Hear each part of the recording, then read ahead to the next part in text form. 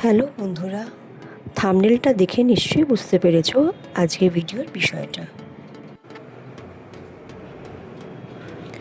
আজকে আমরা কলকাতা থেকে মেদিনীপুর যাচ্ছি বাই রোড। কলকাতা থেকে মেদিনীপুরের দূরত্ব প্রায় 130 কিলোমিটার, আর সময় লাগে মোটামুটি 3 থেকে 3.5 ঘন্টা।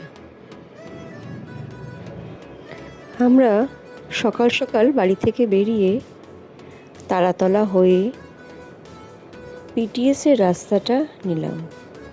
এই রাস্তাটা সোজা গিয়ে ফেললো আমাদের বিদ্যাসাগর সেতুতে, যেখানে আমরা পাবো আমাদের ফার্স্ট টোল প্লাজা। প্রসঙ্গত বলে রাখি, এই পুরো জার্নিতে তোমরা 3টে টোল প্লাজা পাবে। এটা হচ্ছে প্রথম। বাঁ দিক দিয়ে বয়ে চলেছে হুগলি নদী তার নিজস্ব গতিতে।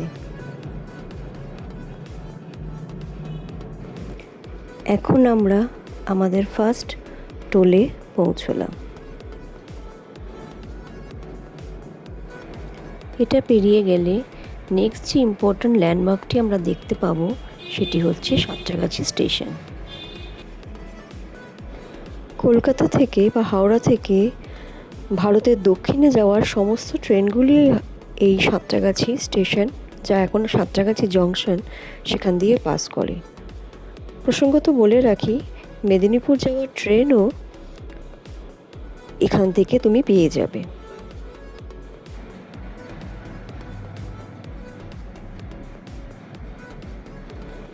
আজকের এই রোড ট্রিপে আমার সঙ্গে আমার হাজব্যান্ডও আছেন।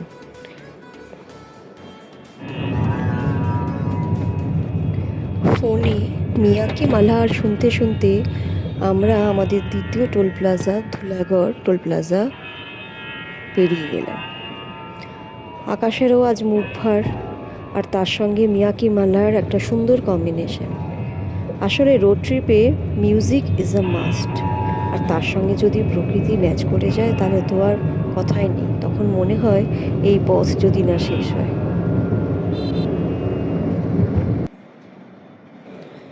নবনির্মিত মেডিকেল কলেজ উলুবেড়িয়া মেডিকেল কলেজকে রেখে আমরা আমাদের গন্তব্যের উদ্দেশ্যে চললাম।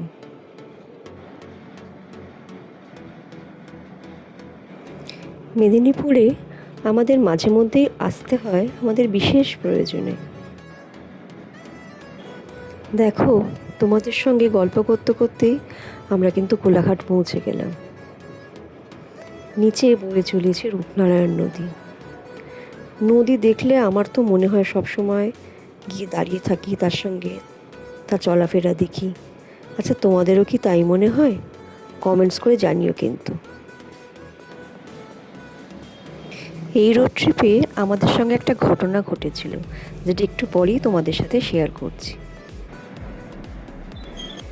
দেখতে দেখতে আজ আমরা আমাদের last toll plaza Debra toll প্লাজায় এসে পৌঁছলাম।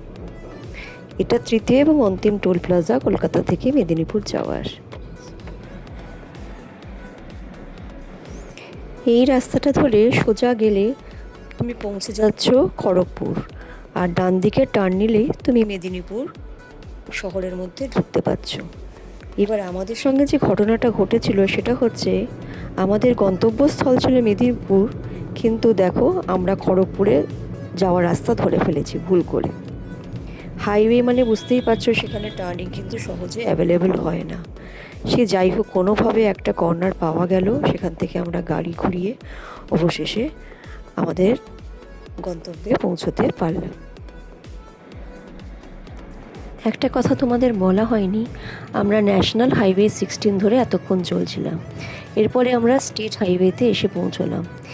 এই রাস্তাটা আমার জার্নিতে সবথেকে সুন্দর লাগে।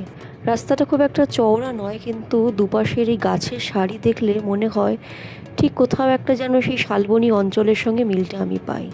আর এই রাস্তায় যদি বর্ষায় কোনো দিন আসতে পারতাম, আমার মনে হয় সেটা একটা চিরস্মরণীয় অভিজ্ঞতা হয়ে থাকতো। দেখো, তোমরা রাস্তাটা একটু এনজয় করো, তারপর আবার গল্প হবে তোমাদের সাথে।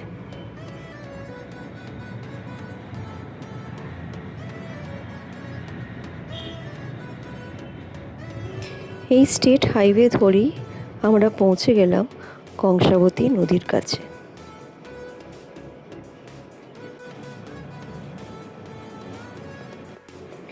হুগলি, রূপনারায়ণ আর তারপরে কংসাবতী। তুমি তোমার কলকাতা থেকে মেদিনীপুর জার্নিতে এই 3টে নদীকে ক্রস করে আসবে।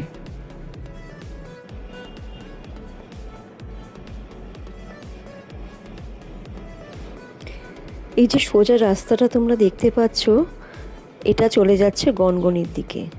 আমরা বাঁদিকে টার্ন নেব, নিয়ে আমরা মেদিনীপুরের যে মেইন টাউন সেখানে ঢুকবো। দেখো, ঢুকতেই একটা গেট তোমরা দেখতে পাবে, সেখানে লেখা আছে ওয়েলকাম টু মিদনাপুর। এটাই হচ্ছে শহরের মূল প্রবেশদ্বার। মেদিনীপুর সম্বন্ধে আমার একটা ধারণা ছিল যে এটা ভীষণ ফাঁকা ফাঁকা জায়গা, কিন্তু তারপরে যখন গত 1 বছর ধরে এখানে যাতায়াত করছি, তখন ধারণাটাই সম্পূর্ণ বদলে গেল।